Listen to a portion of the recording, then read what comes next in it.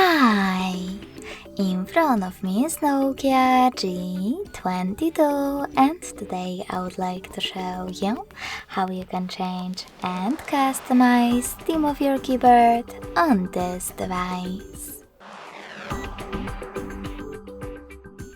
First of all, open Settings and scroll all the way down to Access System.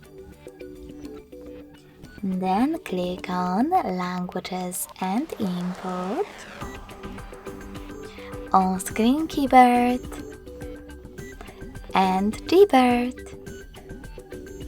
Following that, you need to click on Theme, scroll down and click on Show More at the bottom right corners.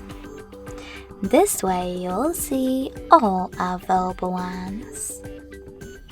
When you finished, just click on the best one for you. Manage key borders thanks to this switcher and save it by hitting Apply. So when I go back, as you can see, theme of my keyboard has changed. But you can always customize it by accessing the same settings and clicking on this plus icon under My Themes. Then tap on the photo that you wish to apply, pinch it to scale and drag it to move. Now click on Next. Adjust brightness by swiping left or right. Tap on Done.